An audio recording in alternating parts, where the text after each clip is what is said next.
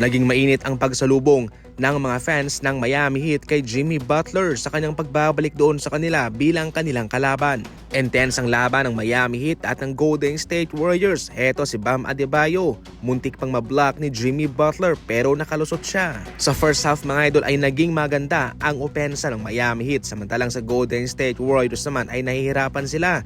Yung mga starter ng Miami Heat ay kumakamada ng mga desenteng numero, samantalang sa Golden State nahihirapan sila maging yung kanilang bangko. Ayon sa impormasyon, ang Golden State Warriors ay pang-anim sa opensa kung nandyan si Stephen Curry.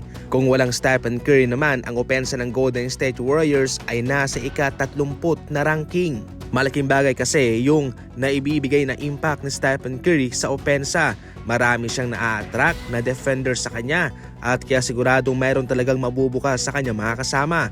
Kaya sa ngayon ay parang big time na nag-a-adjust pa ang mga ito, maging si Jimmy Butler. Sa kabilang banda, baliktad ang nangyayari sa Miami Heat. Maganda yung kanilang opensa at mas pinaigting yung kanilang depensa, especially itong si Ware na nang bablock. Sa ngayon ay na-outduel ang Golden State Warriors sa size, sa laki, especially sa forward at sa big man.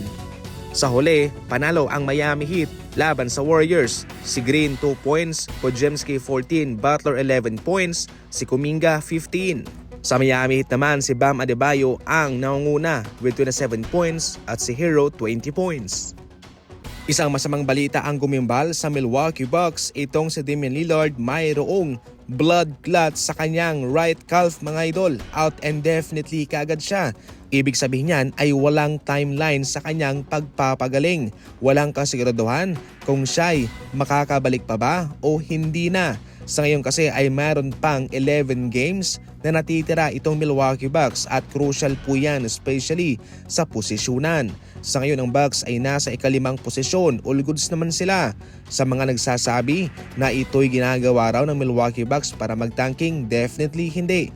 Playoff contender sila, top 5 sa kanilang conference at kaya walang kabuluhan na gayon-gayon na lamang na kanilang bibigyan ng blood clot itong si Dame. Totally hindi birong injury ang blood clot.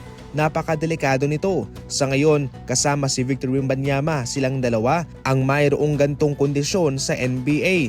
Delikadong injury na posibleng tumapos ng karera ng isang manlalaro. Malaking bagay ang numerong ina-average ngayon ni Damian Lillard para sa Milwaukee Bucks. Siya ay nag-average ng 24 points per game. Mayroon pang 4.7 rebounds, 7.1 assists and 1.2 steal per game. Yung kanyang minuto, 36 minutes bawat laro. Iba ang status ng Spurs kumpara sa Milwaukee Bucks mga idol. Definitely marami pa rin naman ang umaasa na itong si Dame ay magbabalik din pagsapit ng playoff. Yan lang muna sa ngayon ang ating mga balitang basketball.